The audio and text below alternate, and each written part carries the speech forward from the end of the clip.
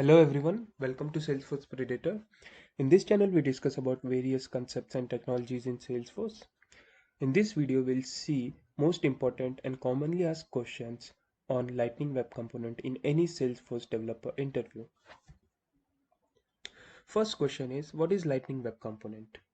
Lightning Web Component is just a programming model to develop Lightning components in Salesforce. It's kind of a UI framework which is built using HTML and modern JavaScript, and it uses core web standards and it runs natively on browser, which in turn makes it lightweight and helps in delivering the exceptionally well performance. Okay. What was the need of Lightning Web Component? We already had Aura component with us, right? So why do Salesforce introduce Lightning Web Component, right? To help us with this, we'll go to our website, knowledgepredator.com. So here we have a topic introduction to Lightning Web Components. Now coming back to our question, see, Aura components and Salesforce Lightning component frameworks were launched around 2014. Okay, and at that time the web stack or the web standards were not developed, and they were not capable enough to provide all the features needed by the full stack developers. Okay, so a lot of frameworks came up to fill this void created by the browser capabilities. For example, we had AngularJS, we had React or Aura also, right? So these were the frameworks which came up to fill the void created by browser capabilities. If you can see the 2014 web stack, you can find most of the features are provided with the help of framework only, and very few features were available by the core web stack. Okay. But if you compare the 2019 web stack, so over the years, web stack has been developed and enhanced. Okay, and there are a lot of improvements like features like shadow DOM, modules, custom elements, templates. So these were all part of a browser now. So we didn't required usage of that much framework now. That's why Lightning Web Components was introduced by Salesforce, and most of the features of Lightning Web Components, so they were part of a web stack itself, so it reduced the unnecessary usage of framework and thereby increased the performance also. Okay, so next question is, what difference do you feel while working with Lightning Web Component as compared to Aura Component? Okay, without focusing much on the structural thing, so we'll go into the technical part or the conceptual part. So there are a lot of functions or functionalities that Salesforce had was utilized with the help of Aura components. Okay, but with LWC, all these features were taken out from the framework and present in the browser itself. So just compare the Aura stack as well as the Lightning Web Component stack. Okay, so on the left hand side, you can find the Aura stack. On the right hand side, you can find the LWC stack. Okay, so if you can see, only the security, the LDS and base Lightning component, these are part of a framework. Rest all the things are handled by the browser itself. Okay, so this increases the performance as it reduces the framework abstraction layer and thus making LWC components much faster as compared to the Aura components, right?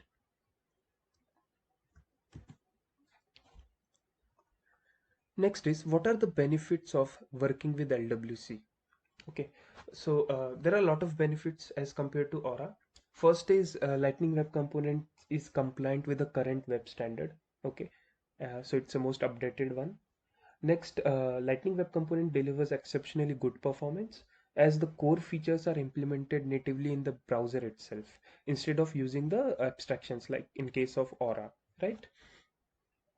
Also, it no longer required the download of a JavaScript, and it should not wait for engine to compile it before rendering because we don't have framework abstractions as such over here, right? LWC is a transferable skills also as it is built on the current web standard. Most of the developers, the UI developers specifically, they can acquire and use this skill very easily. Further, Lightning Web Component can coexist and communicate with the existing Aura components also. Okay, can we use Lightning Web Component inside Aura and vice versa? So, Lightning Web Component can be used inside Aura components. So you can include your newly created LWC component inside existing Aura component, and even you can pass on the parameters from Aura component to LWC component. Okay, but the reverse is not true. You cannot use the Aura component inside your newly created or existing Lightning Web components, right? Can we communicate between Aura components and LWC component? Yes. So there are multiple ways of communication between these two components. First, let's say you want to pass on the properties from Aura to LWC. So while inclusion of a LWC into a Aura component, you can just specify the parameters which you want to pass into your Lightning Web components, and you will be able to achieve it. Further, if you want to communicate from LWC to Aura, in that case, you need to fire the custom event, and those custom events you need to handle inside the Aura components. Okay. Next question is, what are lifecycle hooks in Lightning Web component? Now, existence of a Lightning Web component at different phases during its life is nothing but life cycle of a Lightning Web component. And a lifecycle hook is nothing but a callback method which is triggered at a specific phase of a component's life cycle. Okay, so whenever a component is executed in the browser, or we can say the instance of a component, so at that time, during specific phases, a callback method is triggered, and those callback methods are nothing but lifecycle hooks in LWC. Okay, so let's go to whiteboard, and I'll just explain you what actually happens. So let's say this is our Lightning Web component. Okay,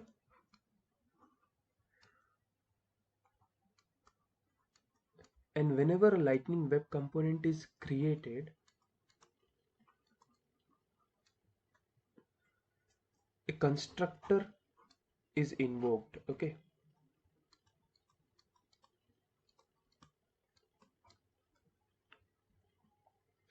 now this constructor is similar to the init method of Aura component. The only difference is the flow of a constructor is from parent to child. So let's suppose we have two components, parent and child. The flow would be from parent to child, whereas in case of Aura, the init of child is executed first and then the init of parent is executed, right? Also, during the constructor invocation, the child component does not exist. Okay, since the child component does not exist, we cannot access the properties of these child components. Okay, so these things you need to keep in mind, otherwise you will get an error. Another thing is, in case of constructor, the first sentence, or we can say the first statement, has to be super. Okay, so call to a super is made as a first statement to constructor. And why this is required? So this is required to assign a proper prototype and to initialize the this attribute in our Lightning Web component. Okay, next we have whenever this component is created and then this component is inserted into a DOM. Okay, so whenever this component is inserted into DOM, another callback method is there, which is nothing but connected callback. Okay, so connected callback is called whenever this created component of LWC is inserted into DOM. The flow of execution is again from parent to child, so we cannot execute the child properties in connected callback also. Okay,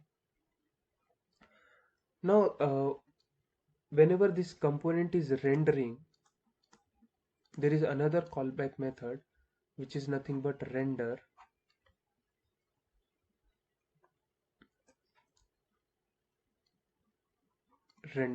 which is called. Okay, and this render lifecycle hook is used to override the functionality of Lightning Web component. Okay, so to override the standard rendering functionality, we can use this render method.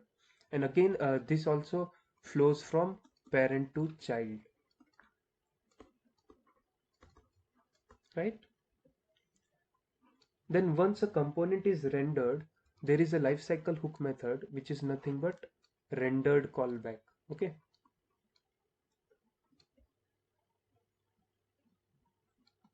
rendered callback.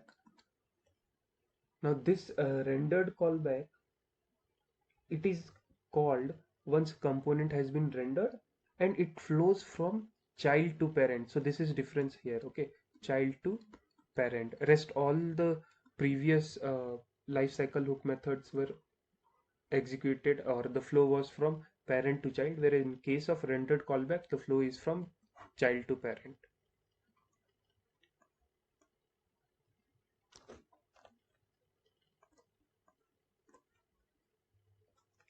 Then we have one more method which is nothing but error callback. Okay, so we have error callback. Now this is again an important callback or lifecycle hook, and this is called whenever a component or LWC component throws an error. Okay, so this just act as a try catch block in JavaScript, similar to try catch back.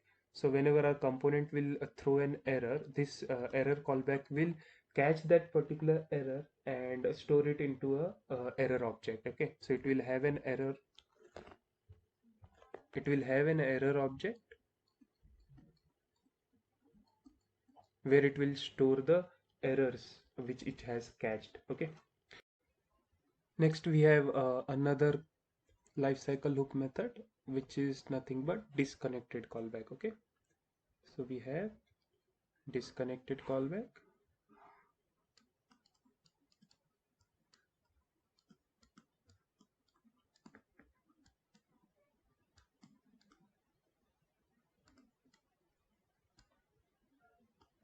Okay, now disconnected callback is called whenever our component is removed from DOM. Okay, so whenever our component is removed from DOM, disconnected callback will be called.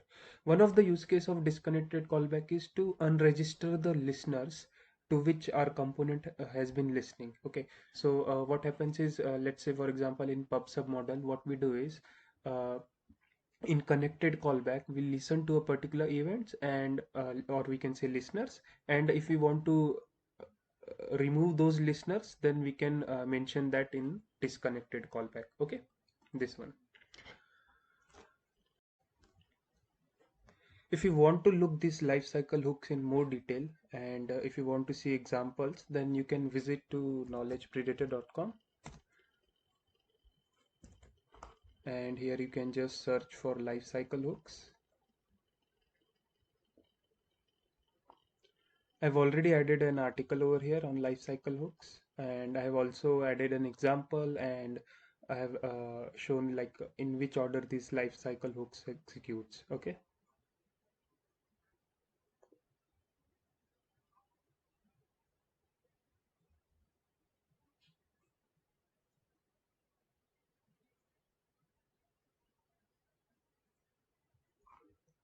So you can see we have explanation for each of the lifecycle hooks, and we have an example over here, and we have console log to indicate which one executed. And also to see the demo of this, you can visit this YouTube video where I have already explained with the help of this example how things execute in Lightning Web Component. Okay, you can also see more videos or more articles on Lightning Web Components. You can just visit in under Salesforce and visit under Lightning Web Components. You will find a lot of articles on Lightning Web Component topics along with the videos. Okay, so we'll go to our next question. What are decorators in LWC? Okay, so decorators are nothing but modifiers on properties or functions, you can say, which changes the behavior of these properties of function. Okay, so we have let's say track modifier, then we have at the rate API decorator, we have at the rate wire decorator, which have each of them have different purposes, right? So we are going to see in detail like each of them. Next question is, what is use of at the rate API and at the rate track decorators? Now, when LWC initially came, not all the properties were reactive in LWC. Okay, so only properties marked with @track as well as @API, these used to be reactive properties. And why? What do we mean by reactive properties? So the properties whose value change will make the component to re-render and again change the values of properties. So those properties were reactive properties. Now, after some of the release of Salesforce, all the properties declared in Lightning Web Component JavaScript file, so those all are reactive properties only. So we don't have to take care of that. But there is a one scenario where @track is required, and it is in case of objects. Okay, so we will discuss that also, right? So @API first we'll discuss. So @API decorator is used to make a variable public. And why do we need to make variable public? So we need to make variable public so that it can be accessed or its value can be set by other component outside of that particular component. Okay, so for example, we'll go here and let's say we have two components, component A which act as a parent and component B which is child. Okay, and we have a property decorated with @API test. Okay, so this property is there in child component.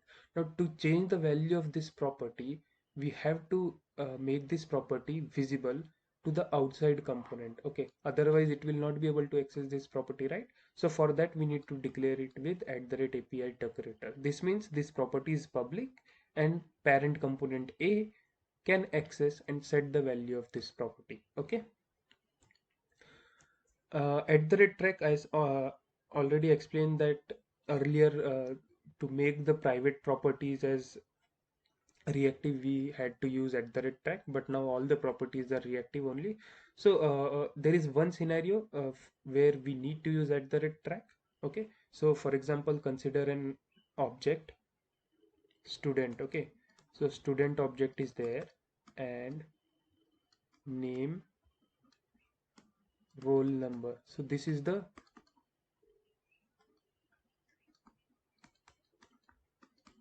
properties of this object. These are the properties of this object. Okay, now in this case, if we are changing the value of a student object directly, so that's not an issue. Okay, so framework will listen to the changes and it will refresh the component. Okay, so if we are doing like student,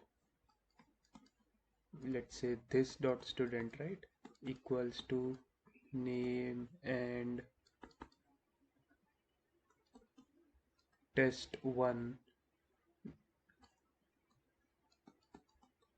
roll number as 102 something, right?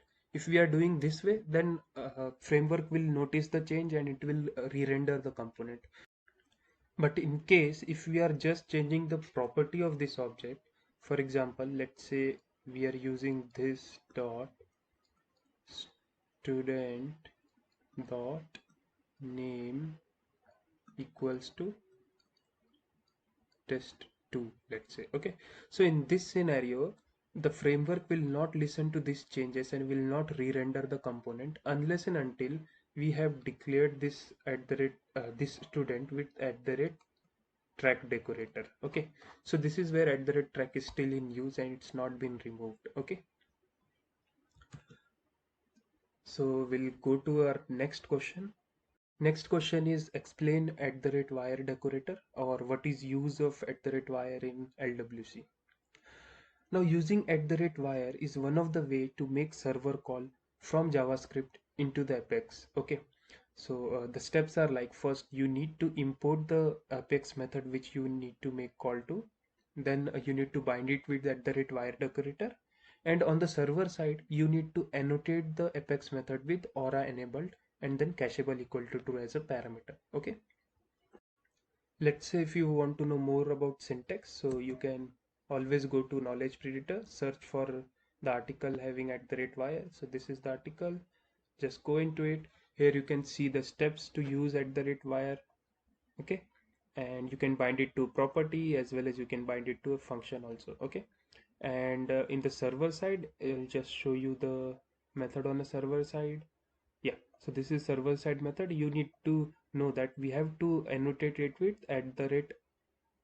@Aura enabled and then cacheable equal to true. Okay, Now, one of the benefit of using @wire decorator is it enables the client side cache. Okay, and client side cache is enabled. That means every time the framework does not have to make server call to fetch the data. It can just look into the client side cache, and if data is there, it's not invalidated, it will pick up the same data, reducing the server trip. Okay, so it enhances the performance of our system.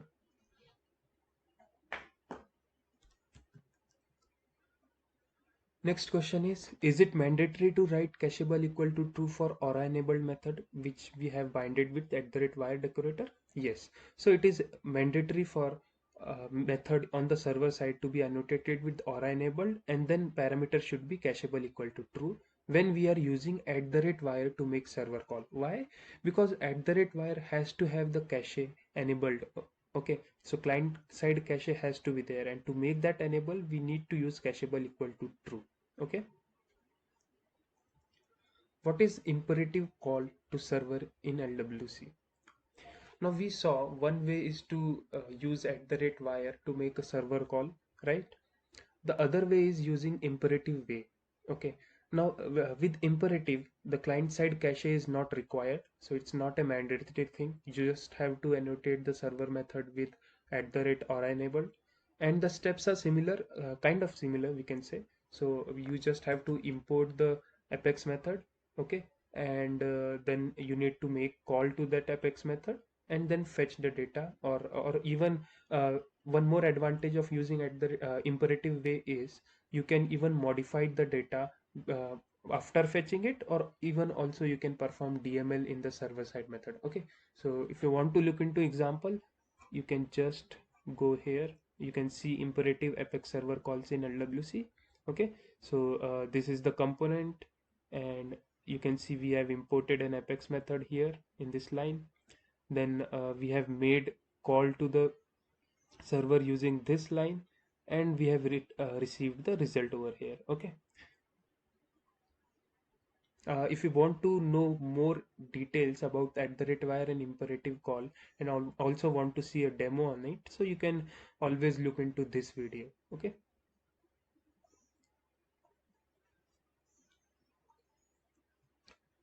can we write cacheable equal to true on server side method which is called using imperative way in LWC? Yes, we can write cacheable equal to true, but it is not a mandatory thing in imperative methods. Okay,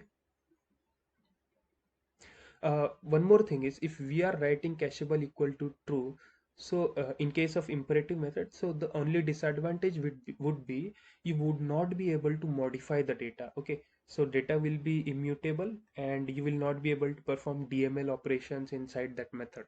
Okay,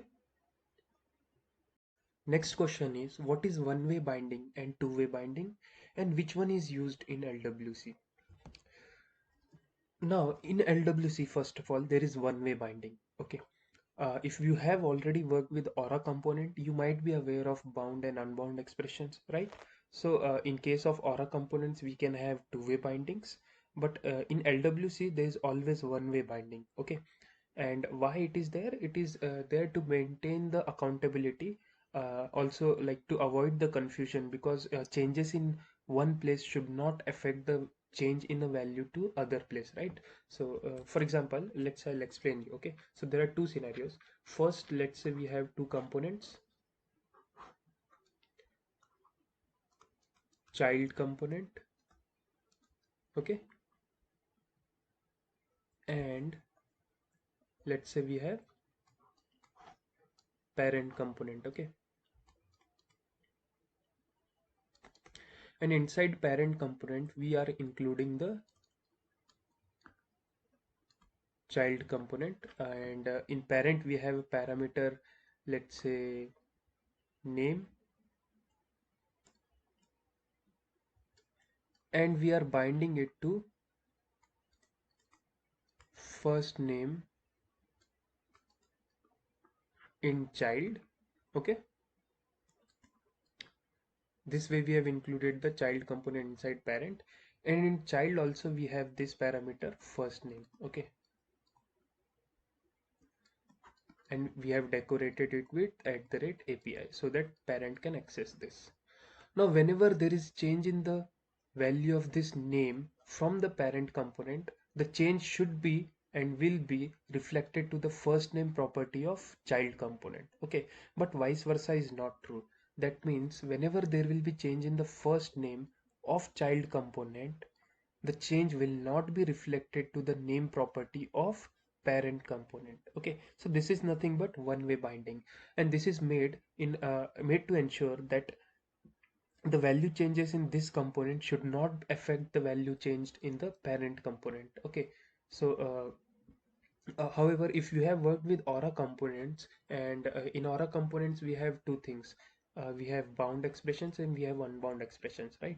So if we are using this exclamation mark, right? So uh, this becomes a bound expressions, whereas if we are using this pound sign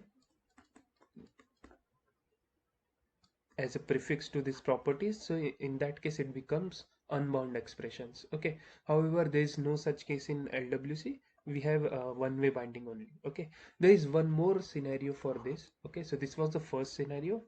Second scenario is, let's say we have HTML file, okay, and we have JavaScript file.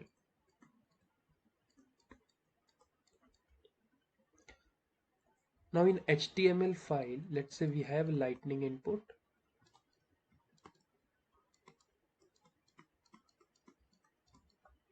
and we have name field which is binded to first name, and on change we have fire, or if we have bind it to a method in JavaScript, that is handle name method.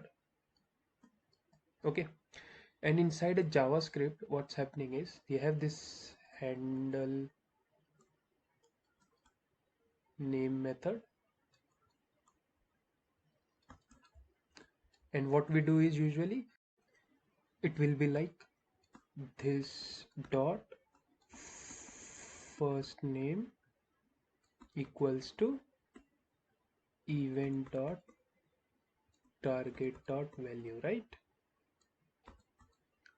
Now, in JavaScript file, whenever this dot first name, or we can say the first name property changes, the same is reflected here in the UI. Okay, and in UI also the first name will be changed. However, whenever a user is changing the value of this lightning input field, the same will not be reflected to the property in the JavaScript. Okay, so this is one more example here. And if you want to see the demo of this, again, you can go to uh, Salesforce Predator channel and you can check here Lightning Web Components one-way binding in LWC. I have explained it with a proper example, and we have another part of this video where we have one more example over there. Okay, so you can look into it and get more idea about it. So we have next question. Can we make the wire method to refresh forcefully and bring fresh data from server? Okay. Now there are certain scenarios uh, where we want to forcefully refresh the wire method and bring out the fresh data from the server. Okay, so it may be happening like we have two components, parent and child, and on fire of a event in child component, we want to have fresh data into the JavaScript of a parent component from the server, right? So for that we need to fire this wire method or execute this wire method forcefully again by invalidating the cache, right? So for that, what we have to do is Salesforce has already provided us with a suitable method using which we can achieve this. Okay, so it is nothing but a refresh apex method. Okay, so let's say just go to this Salesforce component library documentation, and here you can find in the refresh topic, refresh the cache when using @wire. Okay, so here what we have to do is, for example, consider this program. Okay, we are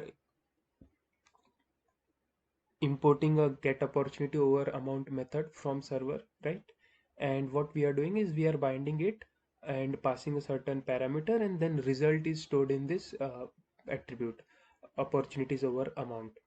And in certain event, let's say this handler method, we need to refresh this, we need to get the fresh opportunities over amount from server, right? So for that, what we have to do, we have to just use the refresh apex method, and we have to pass the property into this method, and the property should be the property which is fetching the result from @wire. Okay, so this has to be this property, opportunities over amount, and here we will mention this property as a parameter to refresh apex.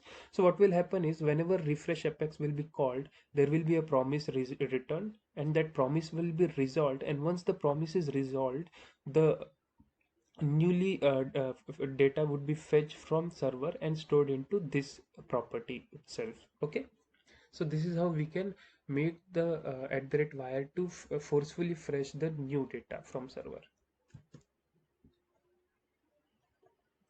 We have next question: what are custom events in LWC? Okay, so in LWC, custom events, they are nothing but browser events, and those events are used to communicate between two components in LWC.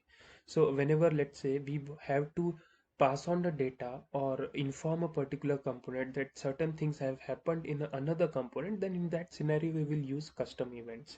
And generally custom event has to be used when we have to communicate upward in the hierarchy. So let's say in the child component certain event has happened and we need to communicate this to parent, or if we need to pass data from child component to parent component, then in that scenario we can use custom event. Okay, so next question is also similar to it. Sorry, next question: how can we communicate from child component to parent component? Okay, so these two questions I'll explain within same example only. Okay, so how we can communicate. So let's go to this, and topic is custom event. Okay, so first of all, custom event is used to communicate from child to parent, right? So let's say we have child component over here, and we have parent component over here, right? So what are the steps for this? So first, let's say from child component, what we have to do is we have to instantiate a new custom event. Okay, so it will be like constant cust, or we can give name to the event. Let's say button click. Okay, equal to new, then custom event,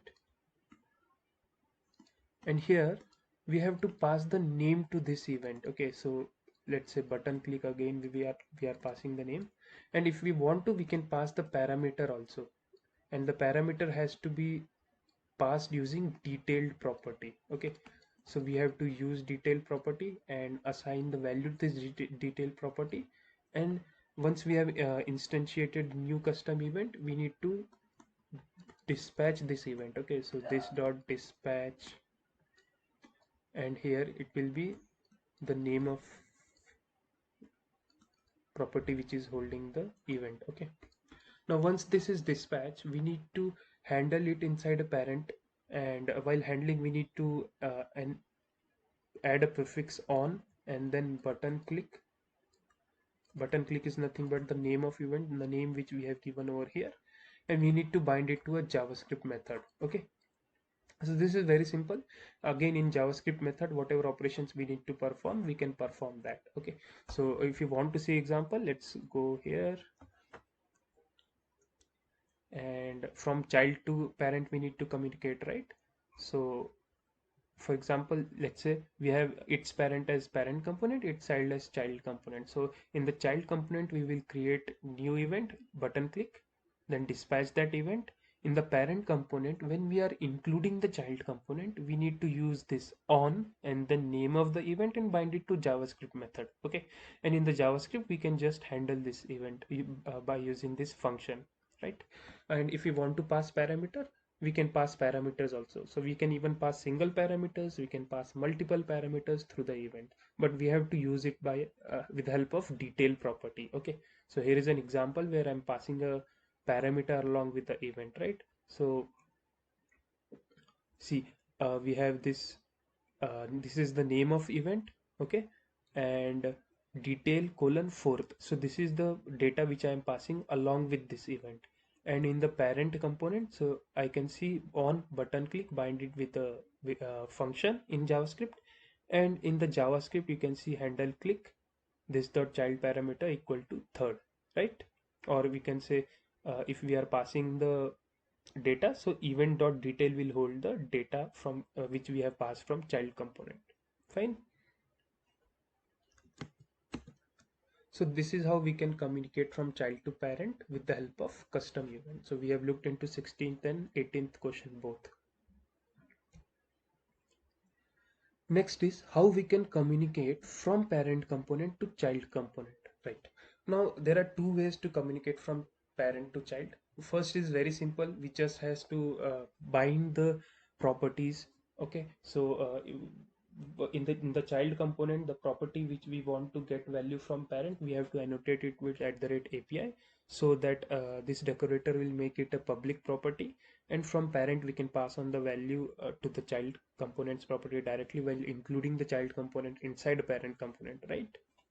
And the second way is to call the child components method from parent component. For that also we need to declare that child components method using @API decorator, so that it will become a public method. Okay, so let's go here.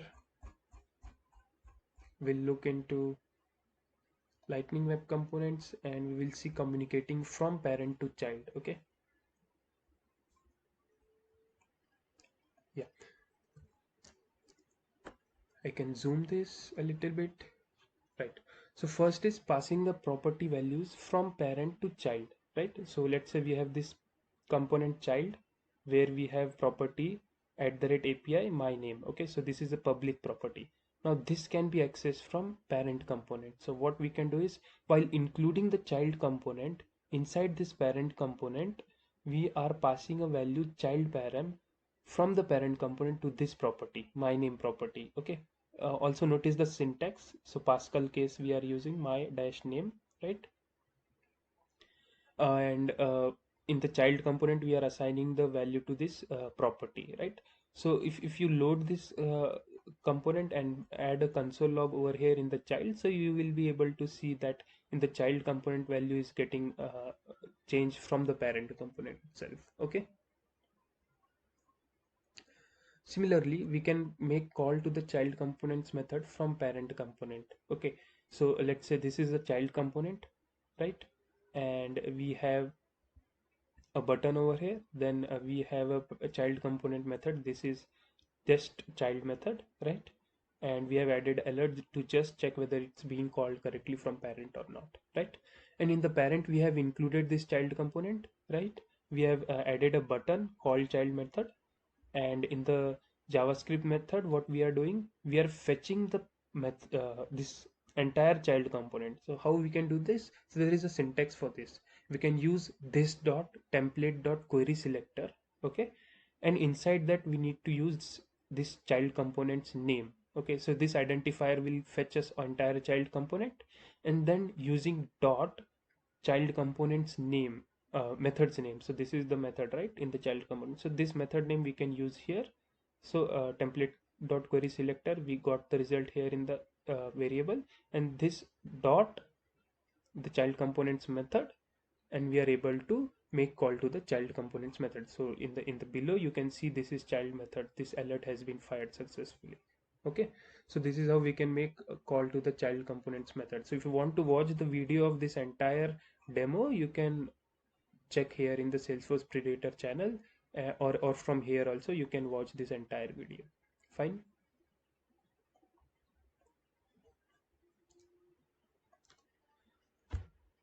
So we have next question, how we can pass data from parent component to child component. So this we have already seen, we can pass it by with the help of properties, right? Can we call child component method from parent component method? Yes, we can call child components method from parent component method. This already we have seen with the help of this dot template dot query selector, we can get the child component, and then using dot operator we can access the child components method. The condition here is that the child components method has to be decorated with @API decorator. Okay, otherwise it will not be a public method and will not be accessible from parent component. So we have a next question. How can we communicate between unrelated components in Lightning Web Component? Okay, so we have two components which are not in the same hierarchy or which are not parent child. So how do we communicate with them? Okay, so we have two options here. Either we can use old PubSub model or we can use Lightning Message Service. Okay, so either of them we can use to communicate between unrelated components. Now, what is PubSub in LWC and how we can use it to communicate between unrelated components, right? So we'll go to Knowledge Predator. We already have an article here. I'll explain you everything over here. Okay. So I'll just zoom a bit so that you can see it. Okay, so to communicate between two unrelated components, what we can do is we can use a publisher subscriber pattern in LWC. Okay, and it's an old way. Before the Lightning Message Service was introduced, we had to use PubSub to communicate between these two unrelated components. Okay, so what are the steps for it? First, we need to include the pubsub.js. This is a JavaScript file into our LWC project. Okay, so it's a JavaScript file, and it's having all the contents, we can say methods, which we can use to listen, to register, to unregister, or to fire the events. Okay, so if you can look into this JavaScript file, so this is the JavaScript file which I'm talking about, and it has four most important methods. Okay, so first method would be this register listener. Now this method is used by the uh, listener component to register to a particular event. Okay, and then next we have this unregister listener method, which is used again by the listener component to unregister to a particular event. Now let's say if there are more than one events to which this child component, or we can say the listener component, is listening to, so it can unlisten or unregister to all listener at a time using this another method, unregister all listeners. Okay, then we have one more important method in this PubSub file, which is this fire event method. Now this is main method which is used to fire an event, and this is used by the uh, publisher component. Okay, the component which is firing the event. Fine.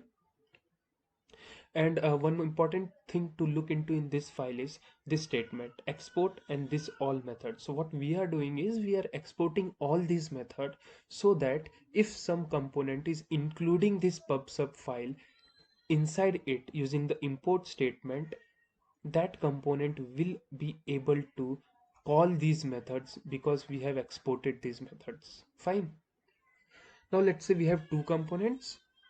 So you can see the explanation over here first of all for all these methods, right?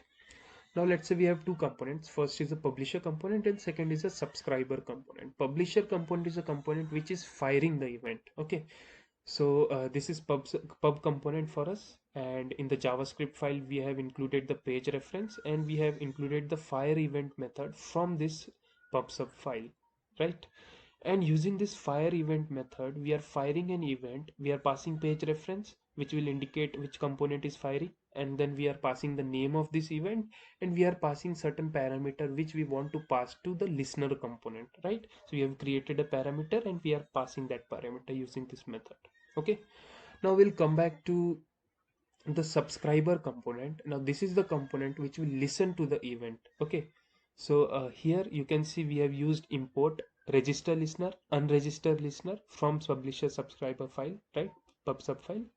And in the connected callback we are firing this register listener method, which will make this component to listen to this particular event. We have name of event mentioned over here. Okay, then we have disconnected callback, where we are unregistering all listeners. Okay, we can even use unregistered listener, but there we have to specify the name of the event. Fine. One more thing, we have added a callback method in the register listener. So whenever this subscriber component will listen to this event. It will pass on the control to this callback method. Okay, and we have written a callback method over here. So this method will take the parameter from the event using this detail dot first name name, which we have passed from the publisher component, and then it will get this payload into its local variable. Fine. So this is how we can communicate between unrelated component using pub sub model. Fine. We have next question. What is Lightning Message Service in LWC and how we can use to communicate between two components, two unrelated components using Lightning Message Service. Now this Lightning Message Service was introduced a lot after LWC started. Okay, so earlier we used to have PubSub model, but now we can use Lightning Message Service also. Okay, so for this, we will go to developer guide of Salesforce, or we can say the component library, and we will check how we can use Lightning message service. Okay. So just go into the Lightning message service topic. Okay. And here first, what we have to do is, first thing is we need to create a Lightning message channel. Okay. So we need to create an XML file and include that XML file inside a particular directory which we have to create inside this app main default of your Lightning Web Component project. Okay, so that is fine. And then what we have to do is we have two components. We have publisher component, we have subscriber component, right? So publisher component is the component from where we need to pass on the data or fire the event, right? And subscriber is where which will be listening to the event. Okay, so this is our publisher component, and in publisher component what we have to do is we have to import this publish method and message context from Lightning message service, and then we need to import this the XML file also, the Lightning message channel. Okay, next thing is what we have to do, we have to use a publish method and pass the message context. Now this message context will determine the information about the Lightning component which is using this Lightning message service, then record selected, and then payload. Payload is nothing but the data or something message you want to pass on to the subscriber component. Okay, if you want to see a sample XML file of Lightning message channel, you can go on to this metadata API developer guide and open this link. So here you will be able to find a sample, or we can say metadata sample for Lightning message channel. Okay, so this is an example of Lightning message channel component, and this is an XML file for that Lightning message channel. Okay, so here we have like master label, then is exposed, description, Lightning message fields, then field name, description, right? So all these details are mentioned over here. Yeah, so we saw how we can publish message from publisher component using Lightning message channel, right? Using this publish method. Now, in the subscriber component, what we have to do, we have to import all these things, subscribe, sorry, unsubscribe, application scope, message context from Lightning message service. Again, the record selected from this message channel, and here in the connected callback, we need to make call to the subscribe to message channel method, which will act as a listener, and once it will listen, it will pass on the control to this handle message callback method. Okay, so this handle message which will actually get the data from this event or the published event, right? And in disconnected callback, we can unsubscribe to this message channel. Okay, we can call this unsubscribe to message channel method, and this message channel method will unsubscribe to this Lightning message channel. Fine. So this is how we can use Lightning message channel to communicate between unrelated components. Next question is, explain the folder structure of Lightning Web Components. Now, whenever we create a Lightning Web Component, by default, three files are there. We have HTML file, we have JavaScript file, and we have meta.xml file, right? So the HTML file is used for showing the UI components, right? Like buttons, input elements, right? Then we have JavaScript files, which is used to modify the behavior of buttons or input components. And then we have meta.xml file, which is used for storing the configuration details. So it's like whether this component is exposed or not, which version, API version we are using, then where to show this component, whether in the record page or home page or app page, right? So all these details are there in the configuration file. Now, apart from these files, we can even have other files like a CSS file, SVG file, and more JavaScript files also, right? So let's go to this knowledge predator, and here we have an article on folder structure of lightning web component. Okay, so whenever we create a lightning web component, by default we have these three files: HTML, JavaScript, and js-meta.xml file, which is nothing but a configuration file.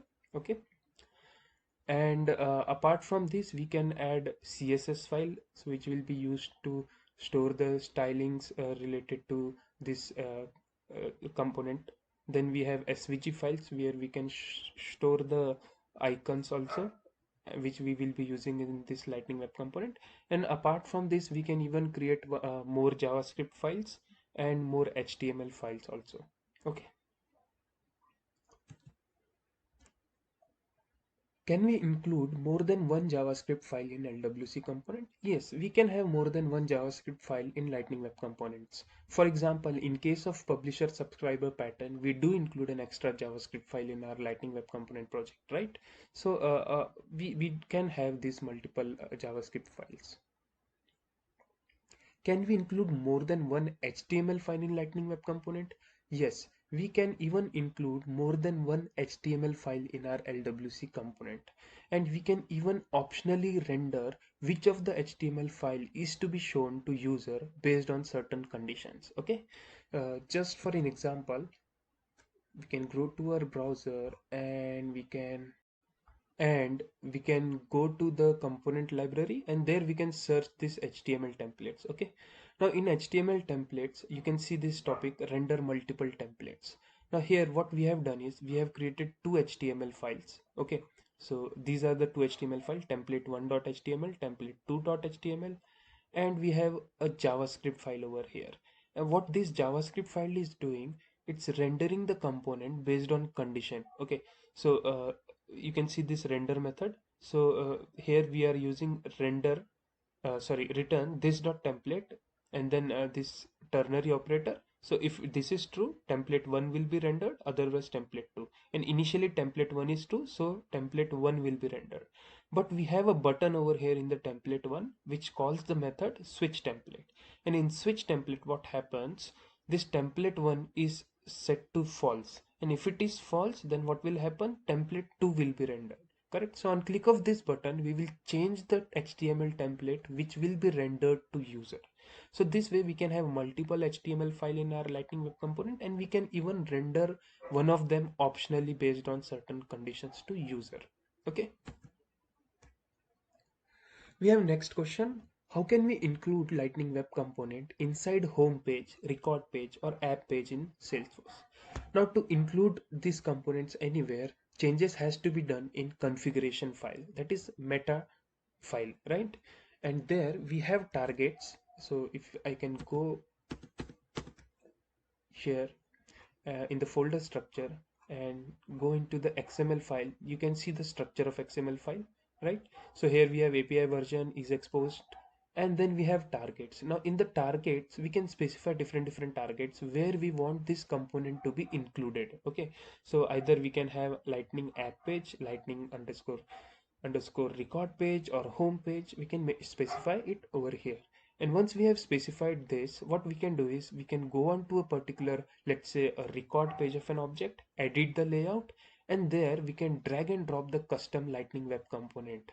Remember, only if I have added this target, then only this component will be visible as a part of custom component list in the page layout, or the app page or home page layout. Okay. We have next question. How can we add spinners in Lightning Web Component? Adding spinners is very easy in Lightning Web Component. What we have to do, we just have to use the standard Lightning spinner provided by LWC framework, and we just have to optionally display it. Okay, so just search for spinner over here in Knowledge Predator. You will get the entire article and look into the syntax. So what we have to do, we have to just include this lightning dash spinner. If we want, we can specify alternative text. If we don't want, we can ignore this. So just include this lightning spinner and then include it inside a particular condition, let's say loading here. And whenever we want to display this spinner, make this conditional attribute as true. If we want to hide the spinner, make it as false. That's it. Okay, we have next question. How can we add toast messages in Lightning Web Component? Again, adding a toast messages is very easy in Lightning Web Component. Just have to import the standard toast message event, and then you need to create instance of that event and then assign certain parameters like modes and message, all those things, and then publish that particular events. So this way you will be able to show the toast message. Okay, so for example, you can see article toast messages in LWC. So just have to import this lightning slash platform show toast event, and then here you need to create an instance of this event. You need to specify the title, message, then variant, whether it's success or failure, or error message or information message, and mode, whether it's dismissible or not. Okay, also later you need to dispatch this event. Okay, so this is how you can include the toast messages inside our Lightning Web Component. Next is how to include Lightning Web Component inside VF page. Again, this is an easy task. So directly we cannot include Lightning Web Component inside a VF page. What we have to do is we have to include our Lightning Web Component inside an Aura component. Okay, and then include that Aura component inside a VF page. And how we can achieve that? So that's very easy. Anyone who has worked on Aura component knows this. So what we have to do, we have to just use Lightning out. Okay, and we have to extend this lightning out, and inside that we need to specify our Aura component which is holding this LWC component, right? And include that Aura application inside VF page. So we have lightning dot use app which will include the application, and inside that we will have lightning dot create which will create the component, and which will have the callback method also. So it's pretty much similar and available anywhere on the browser. If you can search, you will find the syntax for that. Fine. How to communicate between Aura and LWC component? Again, this is very easy. So this is the reason why LWC and Aura component can coexist. Okay, so whenever you are including an LWC component inside an Aura component, you can do two-way communications. First, if you want to pass on certain data from Aura to LWC, you can do that by passing the parameters directly wherever you are including the LWC component. Okay, and second, if you want to communicate from LWC to Aura, you can use the custom events. Just similar way you use when you want to communicate from child LWC component to parent LWC component. Similar way you need to uh, create instance of event, then add the parameter to it using detail property, then fire that event, and then handle that event similar way you handle it in the parent LWC component. That thing you need to just do into Aura component. Okay, that's it.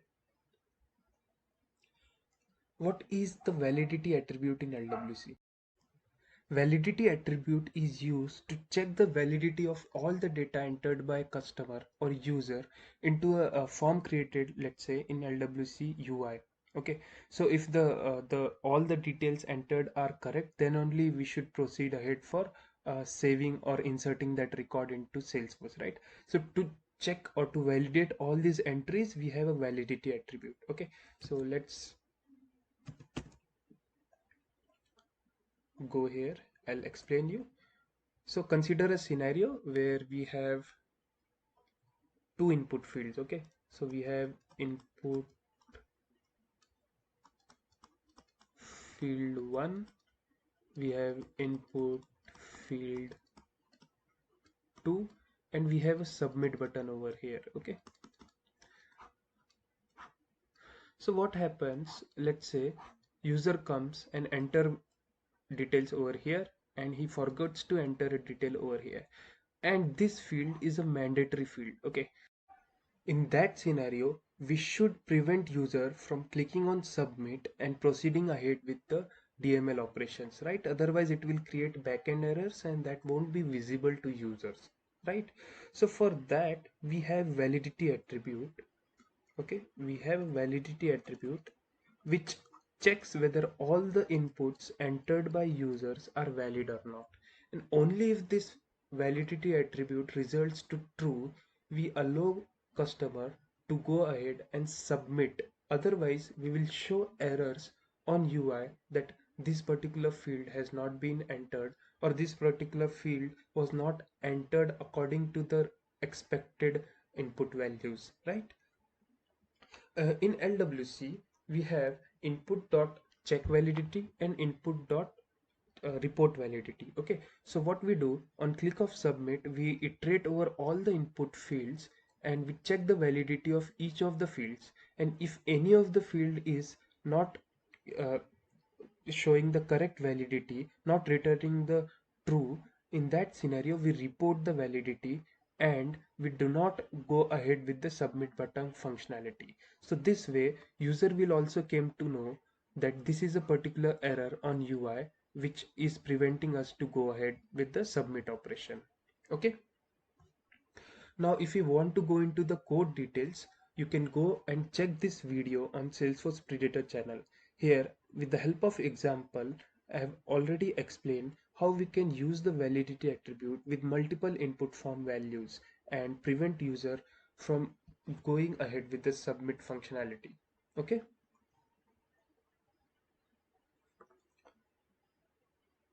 the link for this video I'll be providing in the description. Okay, so all these videos which I wanted you to refer, so I'll be providing the link of all these video in the description of this video. Fine. Next is how to set the custom validity in LWC. Now, there may be a scenario that instead of using standard validity attribute, we had to opt for custom validity. So there may be a scenario like a particular custom condition based on which we need to prevent user from going ahead with submit button and making a server call. Okay, and we need to also show that message to user. So in that scenario, we have a functionality of using custom validity function. Now using that function, we can use, for example, input dot set custom validity, and we can specify the error message. Now what it will do is it will throw the error message onto the particular input field where we think the customer has entered a wrong value. Okay, and we can also, using the conditional statement, prevent and do not allow customer to make server call to submit the data.